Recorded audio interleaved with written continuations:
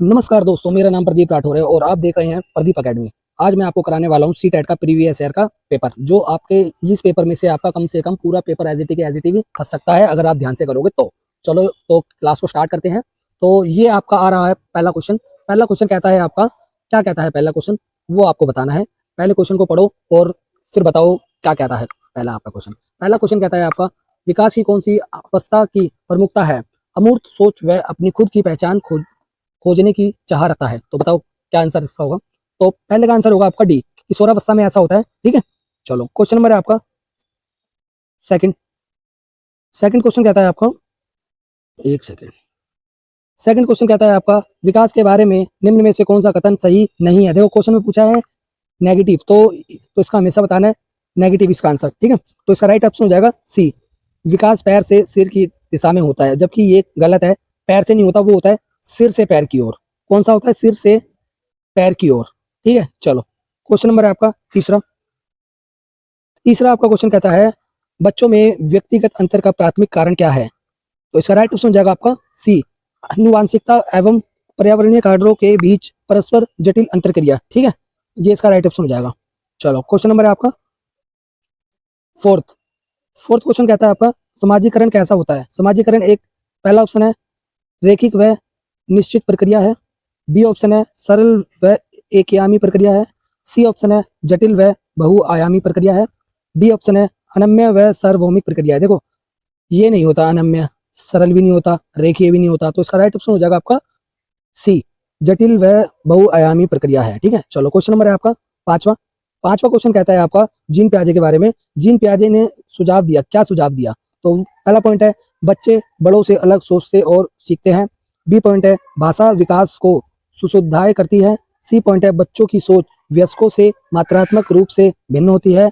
D point कहता है आपका बच्चे एक खाली स्लेट, देखो खाली स्लेट तो आपका नेगेटिव, पूरा सीटेट ही आपका नेगेटिव है। ठीक है, स्लेट आपका यहाँ भी दिख जाए, बच्चा खाली स्लेट नहीं है, बच्चे के अंदर ज्ञान है, पैदा वो कर सकता है, ज्ञान, अच्छा ज्ञान है उसके अंदर। ठीक है, तो इसका राइट ऑप्शन हो जाएगा आपका ए, बच्चे बड़ों से अलग सोचते और सीखते हैं। ठीक है, चलो क्वेश्चन नंबर है आपका छठा। छठा क्वेश्चन कहता है आपका, निम्नलिखित में से किसी किसी युग्म मिलान सही है? तो इसका राइट ऑप्शन हो जाएगा आपका डी, पूर्व संक्रियात्मक चरण, जन्म से 2 वर्ष। ठीक है, चलो क्वेश्चन नंबर है आपका सातवां। सातवां क्वेश्चन कहता है आपका कोलवर के बारे में है, वो बताना है आपको। कोलवर के नैतिक विकास के सिद्धांत की कौन सी एक प्रमुख आलोचना है? तो इसका राइट ऑप्शन हो जाएगा आपका सी, यह प्राकृतिक स्थितियों में बच्चों के सहभागी अवलोकनों का उपयोग करता है। तो इसका राइट ऑप्शन हो जाएगा सी। ठीक है, चलो क्वेश्चन नंबर है आपका आठवां। आठवां क्वेश्चन कहता है आपका वाइगोस्की के बारे में। वाइगोस्की का मानना था, अब क्या मानना था आपको वो बताना है। पहला पॉइंट है बच्चों को जो प्रस्तुत किया जाता है वह निष्क्रिय, देखो निष्क्रिय नहीं होगा, ये आपका ऑप्शन काट दो। ठीक है, दूसरा पॉइंट कहता है आपका बच्चे बड़ों की मदद से अपनी समझ खुद बनाते हैं। सी पॉइंट है बच्चे उद्दीपन व प्रतिक्रिया का अनुकूलन करके सीखते हैं। डी पॉइंट कहता है आपका बच्चे तब सीखते हैं जब उन्हें उपयुक्त भौतिक नाम प्रदान किए जाते हैं। तो इसका राइट ऑप्शन जाएगा आपका, क्या हो जाएगा? ए, बी, बच्चे बड़े की मदद से अपनी समझ खुद बनाते हैं। ठीक है, चलो क्वेश्चन नंबर है आपका नौवां। क्वेश्चन कहता है आपका वाइगोस्की के बारे में। ये कहता है आपका वाइगोस्की ने संज्ञानात्मक विकास के सिद्धांत में जैसे मनोविज्ञान उपकरणों का बहुत महत्व दिया है। क्या दिया है? पहला पॉइंट है भाषा, बी पॉइंट है कैलेंडर, सी पॉइंट है कैलकुलेटर, डी ऑप्शन है मोबाइल। तो वाइगोस्की ने भाषा पर जोर दिया है। ठीक है, चलो इसका राइट ऑप्शन जाएगा ए। क्वेश्चन नंबर है आपका 10वां। 10वां क्वेश्चन कहता है आपका एक प्रगतिशील कक्षा में, एक प्रगतिशील कक्षा कैसी होती है वो आपको बताना है। पहला पॉइंट है बच्चों को सीखना इनाम व सजा के प्रयोग से नियंत्रित होता है। बी पॉइंट कहता है आपका बच्चों को सख्त निगरानी में रखना चाहिए व अनम्य पाठ्यचर्या अपनानी चाहिए। अनम्य नहीं होता, अनम्य मतलब होता है कठोर। ठीक है, सी पॉइंट कहता है आपका सीखने को सुधारित करने के लिए वेदन, वेदन तो आपका नेगेटिव वो है वर्ड। ठीक है, तो ये भी नहीं होगा। चौथा पॉइंट कहता है सीखने का आधार प्रत्यक्ष अनुभव व संवाद होते हैं। तो इसका राइट ऑप्शन जाएगा आपका डी। ठीक है, तो इसका राइट ऑप्शन जाएगा आपका डी। चलो क्वेश्चन नंबर है आपका 11वां। 11वां क्वेश्चन कहता है आपका कौन सी बुद्धि का प्रदर्शन करने वाले व्यक्ति अपने भावनाओं के बारे में गहराई से जानते हैं और अपने गुणों को पहचानते हैं? तो इसका राइट ऑप्शन बताओ क्या होगा जल्दी कमेंट में। तो इसका पहला पॉइंट है तर्क, गणितीय बुद्धिमत्ता, बी पॉइंट है शारीरिक गति संवेदनात्मक बुद्धि, सी पॉइंट है अंत्य व्यक्तिक बुद्धि, डी ऑप्शन है भाषाई बुद्धि। तो इसका राइट ऑप्शन होगा आपका सी, अंत्य व्यक्तिक बुद्धि। ठीक है, क्वेश्चन नंबर है आपका 12वां। 12वां क्वेश्चन कहता है आपका शिक्षकों को कौन सा व्यवहार बच्चों में जेंडर रूढ़िवादिता व पक्षपात कम करने में मदद करेगा। तो ये आपको इस क्वेश्चन में ये बताना है कि कौन सा आपका पॉइंट ऐसा है जो रूढ़िवाद व पक्षपात को कम करने में मदद करेगा। देखो ये आप इस क्वेश्चन में एक बात सीख लो कि इस क्वेश्चन में हमेशा, एक सेकेंड,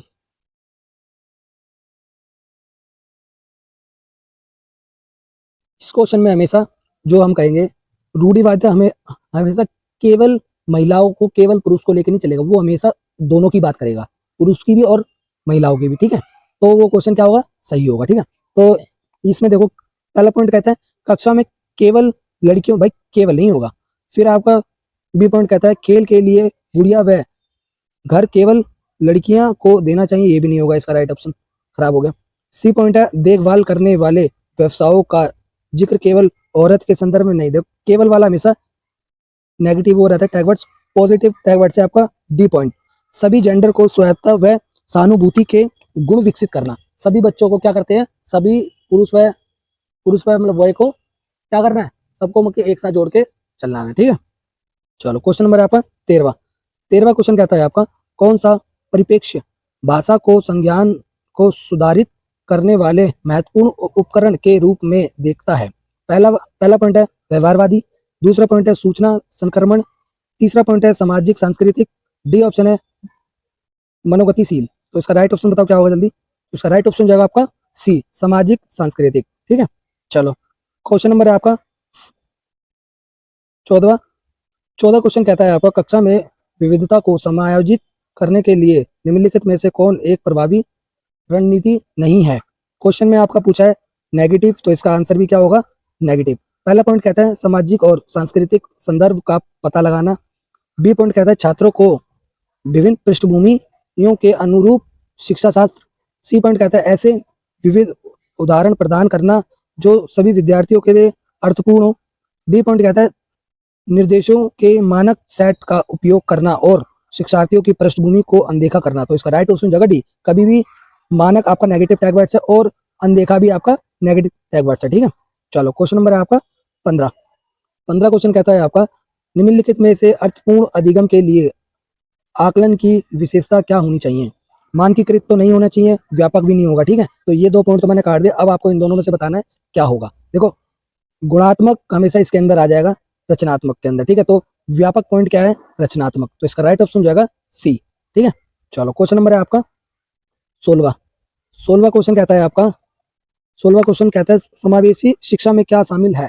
तो ये 4 पॉइंट दिए हैं, तो इन चारों में से बताना कौन कौन से शामिल है, कौन कौन से शामिल नहीं है। तो पहला पॉइंट कहता है वादा मुक्त वातावरण का प्रावधान। वादा मुक्त तो कभी नहीं होता। दूसरा पॉइंट कहता है योग्यताओं के आधार पर बच्चों को प्रतिकरण, तो प्रतिकरण कभी नहीं करना चाहिए बच्चों को। ठीक है, तो ये दोनों ऑप्शन तो इसके गलत हो जाएंगे। ठीक है, आपका तीसरा पॉइंट कहता है बच्चों की पहचान कर उनका उपयुक्त नामीकरण। नहीं, ये भी नहीं हो सकता भाई, तो प्रतिकरण कर सकते हैं यार। रुको रुको रुको,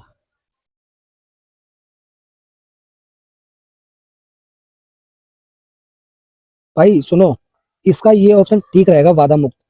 वादा मुक्त का मतलब होता है जो एक बच्चा पढ़ता है, पढ़ने में उसको कोई वादा नहीं आए, कोई किसी चीज का समस्याओं का समाधान, समस्याओं का क्या क्या नहीं हो, समस्याओं का, एक सेकंड यार, ये फोन ने बड़ा तंग करके रख दिया है।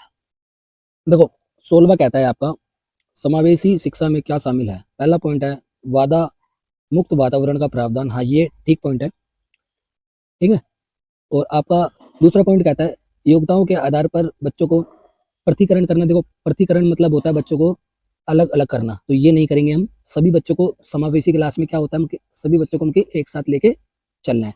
तीसरा पॉइंट कहता है बच्चों की पहचान कर उनका नामीकरण। नहीं, ये भी गलत हो जाएगा। चौथा पॉइंट कहता है पाठ्य पुस्तकीय अनुभवों व शिक्षा शास्त्रियों में। तो इसका ये और ये पॉइंट आपका ठीक रहेगा, पहला और चौथा, तो ये आपका ऑप्शन हो जाएगा ए, ठीक हो जाएगा। ठीक है, चलो क्वेश्चन नंबर है आपका 17वां। 17 क्या कहता है, छात्रों के विविध समूहों के साथ बातचीत करते समय एक शिक्षक को क्या नहीं करना चाहिए। देखो क्वेश्चन में आपका नेगेटिव है, ठीक है, तो आपको नेगेटिव ही बताना है। पहला पॉइंट है आपका बहस और चर्चा को प्रोत्साहन करना, हाँ ये कर सकते हैं भाई। बी पॉइंट है अपने स्वयं के पूर्वाग्रहों और रूढ़ियों पर चिंतन। सी पॉइंट है एक समान पाठ्यक्रम और मानकीकृत मूल्यांकन का पालन। डी ऑप्शन है व्याख्यान पद्धति को एकमात्र शैक्षणिक रणनीति के रूप में अपनाना। तो इसका राइट ऑप्शन जगह आपका सी, मानकीकृत नहीं करते, ठीक है। चलो क्वेश्चन नंबर है आपका 18वां। 18वां कहता है आपका कथन आपके दिए गए दो, ठीक है। अब उस कथन में से कथन ए और कथन कथन आर, ठीक है। अब आपको इन दोनों कथन में से बताना है कौन सा कथन गलत है, कौन सा कथन सही है, ठीक है।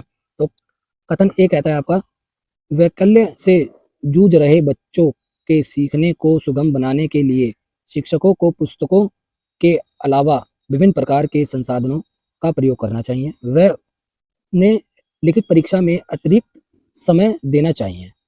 तर्क कहता है इसका पठन वैकल्य की चुनौती वाले विद्यार्थियों को पढ़ने में कठिनाई होती है। तो इसका राइट ऑप्शन जगह आपका ए, ठीक है। चलो क्वेश्चन नंबर है आपका 9वां ओ 19वां। क्वेश्चन नंबर 19वां कहता है कौन सा उदाहरण सहायक तकनीकी का इस्तेमाल करते हुए दृष्टिबाधित विद्यार्थियों की मदद करेगा। तो इसका राइट ऑप्शन जगह आपका सी, पढ़ने व लिखने के लिए ब्रेल प्रणाली, ठीक है। चलो क्वेश्चन नंबर है आपका 20। 20 क्वेश्चन कहता है आपका निम्नलिखित में से रचनात्मकता के विशिष्ट संकेतक कौन से हैं। तो इसका आंसर बताओ, बताओ इसका आंसर क्या होगा। पहला पॉइंट है जिज्ञासा होनी चाहिए। बी पॉइंट है स्वतंत्रता होनी चाहिए। तीसरा पॉइंट है अनुकूलनशीलता होना चाहिए। चौथा पॉइंट है उच्च स्तर की एकाग्रता होनी चाहिए। डी पॉइंट कहता है आपका बारंबार अभ्यास की आवश्यकता। देखो बारंबार अभ्यास की आवश्यकता की जरूरत नहीं है, तो इसका राइट ऑप्शन जाएगा आपका सी, 1 2 3 4 दोनों ही ठीक है, ठीक है। चलो क्वेश्चन नंबर है आपका 21। 21 क्वेश्चन कहता है आपका कथन फिर से दिया गया है, उसमें तर्क करना है, ठीक है। कथन ए है प्रभावी अधिगम के लिए केवल शिक्षकों को कक्षा में प्रश्न पूछना चाहिए ना कि बच्चों को। तो ये आपका नेगेटिव है। तर्क दिया है इसका बच्चे निष्क्रिय स्वरण की प्रक्रिया के माध्यम सर्वाधिक अर्थपूर्ण ढंग से सीखते हैं। तो इसका राइट ऑप्शन बताओ क्या होगा। उसका राइट ऑप्शन जाएगा डी, ए और आर दोनों गलत है, ठीक है। चलो क्वेश्चन नंबर है आपका 22। 22 कहता है शिक्षकों को विद्यार्थियों की जरूरतों के अनुसार उचित व उपयुक्त पाठ प्रदान करना चाहिए। तर्क कहता है इसका अधिगम या सीखना एक सहयोगी प्रक्रिया है। सही विकल्प चुनिए। तो बताओ इसका राइट ऑप्शन। इसका राइट ऑप्शन होगा आपका कौन सा होगा, ए। ए और बी आर दोनों सही है, ठीक है। चलो क्वेश्चन नंबर है आपका 23। 23 क्वेश्चन कहता है आपका शिक्षकों को प्राथमिक माध्यमिक स्कूली कक्षाओं में बच्चों की असफलता को किस प्रकार देखना चाहिए। पहला पॉइंट है बच्चों की कम योग्यताओं का प्रतिबिंब। बी पॉइंट है शिक्षकों की कम योग्यताओं का प्रतिबिंब। सी पॉइंट है माता पिता की कम योग्यताओं का प्रतिबिंब।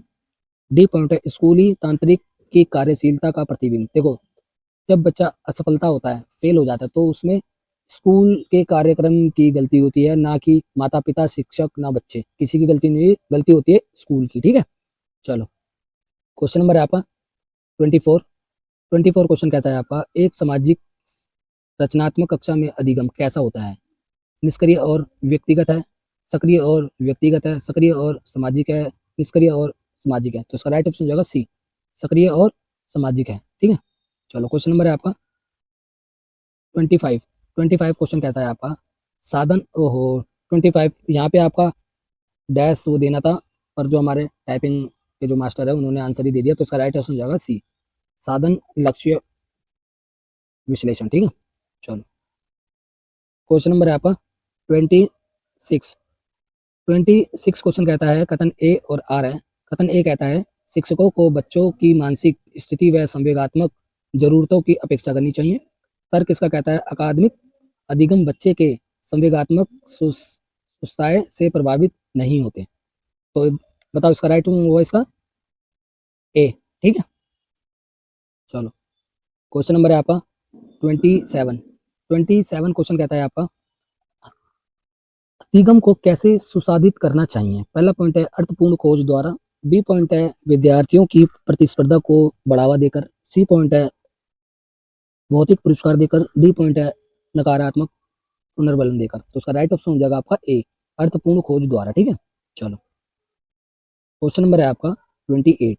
28 क्वेश्चन कहता है आपका अधिसंज्ञा में स्वयं के ज्ञाता होने के बारे में जागरूकता व समझ प्रक्रिया शामिल है। तो इसका आंसर बताना है। इसका आंसर हो जाएगा आपका समावेश, वो समावेश नहीं होगा, अधिसंज्ञान। ठीक है, चलो क्वेश्चन नंबर है आपका 29। 29 क्वेश्चन कहता है शिक्षकों के मान्यता रखनी चाहिए कि योग्यता वर्धिक है। ओहो, यहाँ पे वर्धिक की जगह ये यहाँ पे डैश आना चाहिए था और एक यहाँ डैश आना चाहिए था। ये क्वेश्चन में मिस्टेक है इसका, ये इसका राइट आंसर हो जाएगा सी। ठीक है, चलो क्वेश्चन नंबर है आपका 30।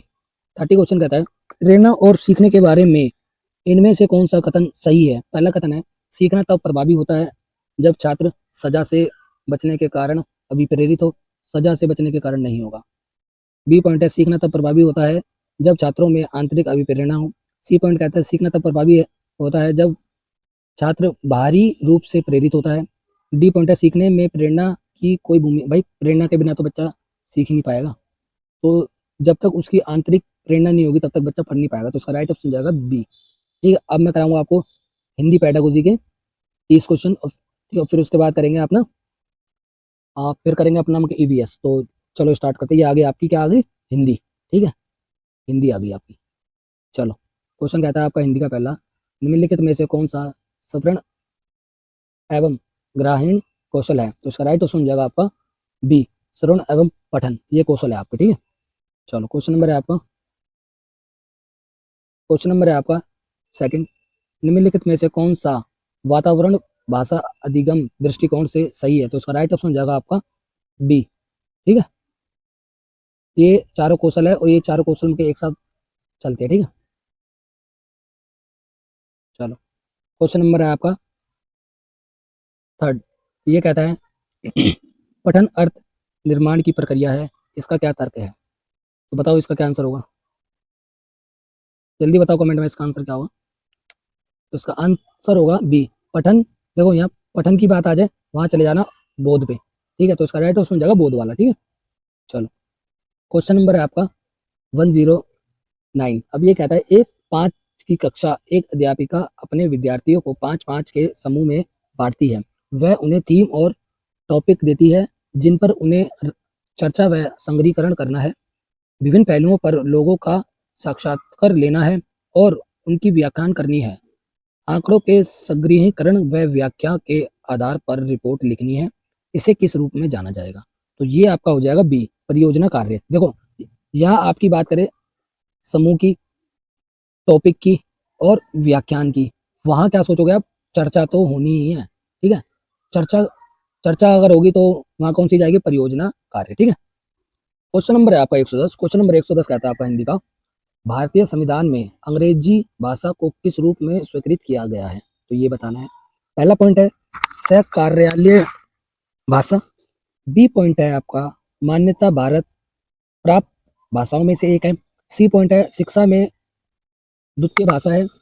डी पॉइंट है आपका उप कार्यालय भाषा है। तो ये आपका इसका आंसर हो जाएगा आपका कौन सा हो जाएगा, इसका आंसर हो जाएगा आपका ए, ये सह कार्यालय भाषा है। ठीक है, चलो क्वेश्चन नंबर है आपका 111। 111 का क्वेश्चन कहता है निम्नलिखित में से कौन सा पठन के समय का कार्य है।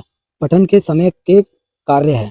पहला पॉइंट कहता है सूची कक्षा की गतिविधि के रूप में अध्यापक शिक्षार्थी के साथ पठन से पहले, देखो पठन से पहले ये आपका तो गलत हो गया, ये बोल रहा है पाठ के समय, पाठ पढ़ाने के साथ साथ ही इसका आंसर बताना है। ठीक है, तो आपका ये बी पॉइंट कहता है शिक्षार्थियों से कहा जाता है कि वह कहानी में आए किसी एक पत्र के रूप में स्वयं को माने और अपने अनुभव डायरी में लिखे। तो इसका राइट ऑप्शन हो जाएगा आपका बी। ठीक है, चलो क्वेश्चन नंबर है आपका 112 कहता है आपका भाषा क्या है। भाषा क्या है। पहला पॉइंट है व्यवस्थाओं की व्यवस्था है। बी पॉइंट है व्याकरणिक व्यवस्था है। सी पॉइंट है एक वैज्ञानिक को व्यवस्था है। डी पॉइंट है सामाजिक संस्था है। तो ये आपका हो जाएगा व्यवस्थाओं की व्यवस्था है। क्वेश्चन नंबर है आपका 13वां 13वां क्वेश्चन कहता है आपका रूप आधारित उपागम के माध्यम से भाषा के व्याकरणिक पहलुओं का अध्यापन क्या अर्जित करता है। तो इसका राइट ऑप्शन जाएगा आपका बी, घोषणात्मक ज्ञान। ठीक है, चलो क्वेश्चन नंबर है आपका 14वां 14वां क्वेश्चन कहता है निम्नलिखित में से कौन सा आकलन के उद्देश्य के बारे में सही है। अब इन 4 पॉइंट में से बताना है आपको कौन सा आकलन के बारे में सही है, और फिर उसके बारे में भी और पॉइंट दे रखे हैं। ठीक है, नीचे A1 B2, ठीक है, वो सब बताना। तो देखो पहला पॉइंट कहता है आकलन शिक्षार्थी को यह सूचित करने के लिए किया जाता है कि उसने क्या सीखा है। बी पॉइंट कहता है आकलन यह जानने के लिए किया जाता है कि विद्यार्थी ने क्या नहीं सीखा है। सी पॉइंट कहता है आपका आकलन शिक्षार्थियों को यह बताने के लिए किया जाता है कि कक्षा में वरीयता के अनुसार वहाँ कहाँ है। डी पॉइंट है आपका आकलन शिक्षार्थियों को उच्च कक्षाओं में प्रोन्नत करने के लिए किया जाता है। तो इसका राइट ऑप्शन जाएगा आपका, क्या हो जाएगा इसका राइट ऑप्शन बताओ जल्दी। बी ऑप्शन, ए और बी दोनों ठीक है। ठीक है, चलो क्वेश्चन नंबर है आपका 15वां क्वेश्चन कहता है आपका राष्ट्रीय शिक्षा नीति 2020 एनसीएफ के अकॉर्डिंग शास्त्रीय भाषाओं के अध्ययन को किस रूप में अनुशंसित किया करती है। तो पहला पॉइंट है त्रिभाषा सूत्र के अंतर्गत, बी पॉइंट है विद्यालय शिक्षा के आरंभिक चरणों से, सी पॉइंट है माध्यमिक चरणों के एक अतिरिक्त विकल्प के रूप में, डी पॉइंट है प्राथमिक चरण से सभी बच्चों के लिए एक भाषा के रूप में। तो बताओ इसका क्या आंसर होगा। तो इसका आंसर हो जाएगा आपका डी, प्राथमिक।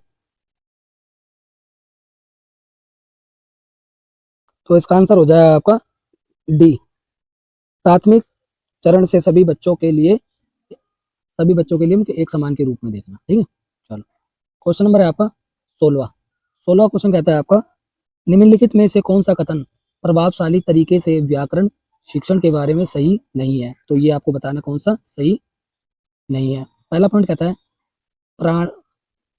प्रामाणिक संप्रेक्षण के माध्यम से रूप विधान प्रस्तुत करना। बी पॉइंट कहता है संदर्भ में व्याकरण के प्रासंगिक नियम बताना। सी पॉइंट है आपका जीवन की वास्तविक संप्रेक्षण स्थितियों को आधार बनाकर रूप विधान का अभ्यास कराना। डी पॉइंट है व्याकरण को उनके नियम कंटस्ट मतलब होता है याद कराना। तो ये आपका गलत है। ठीक है, क्वेश्चन में भी आपका नेगेटिव पूछा था तो आंसर भी इसका नेगेटिव बताना। तो इसका राइट ऑप्शन हो जाएगा आपका डी। चलो क्वेश्चन नंबर है आपका 17वां क्या कहता है किसी विद्यार्थी द्वारा कहानी को अपने शब्दों में कहना किस तरह के आकलन में सहायता करता है। पहला पॉइंट है सटीकता, बी पॉइंट है प्रभावपूर्णता, सी पॉइंट है बोधगम्यता, डी पॉइंट है स्मृति। तो इसका राइट ऑप्शन जगह आपका सी, बोधगम्यता। ठीक है, चलो क्वेश्चन नंबर है 18वां क्वेश्चन कहता है आपका भाषा सीखने के दौरान विद्यार्थी द्वारा की गई गलतियां कैसी है। पहला पॉइंट है आपका अधिगम में मदद करती है, अधिगम में बाधा पहुंचाती है, संशोधन कार्य के बोझ में वृद्धि करती है, शिक्षार्थियों को नकारात्मक पुनर्बलन देती है। तो इसका राइट ऑप्शन जगह आपका ए, अधिगम में मदद करती है। ठीक है, चलो क्वेश्चन नंबर है आपका 19वां क्वेश्चन कहता है आपका एक उत्कृष्ट वाचन गतिविधि वह है जिसमें एक अध्यापक अधिक बोलता है, शिक्षार्थी अधिक बोलते हैं, प्रतिभागिता असमान है। डी ऑप्शन है अधिक वाचन विद्यार्थियों की सहभागिता अधिकतम है। तो इसका राइट ऑप्शन जगह आपका डी। चलो क्वेश्चन नंबर है आपका 120। तो ये आपका लास्ट क्वेश्चन है और इसके बाद करेंगे अपना ईवीएस पेडागोजी। ठीक है, भाषा अर्जन से तात्पर्य है। पहला पॉइंट है भाषा की व्याकरण के नियमों का अधिगम, बी पॉइंट है अनौपचारिक स्थितियों में अचेतन रूप से भाषा अधिगम, सी पॉइंट है औपचारिक स्थितियों में सचेतन रूप से भाषा अधिगम, डी पॉइंट है भाषा के बारे में अधिगम। देखो भाषा के बारे में अधिगम तो नहीं होता, ये आपका हो जाएगा भाषा की व्याकरण के नियमों का अधिगम। ठीक है, तो इसका राइट ऑप्शन जाएगा आपका ए। तो ये अपने इतने 120 क्वेश्चन और ये वीडियो इधर ही खत्म करते हैं, मिलते हैं नेक्स्ट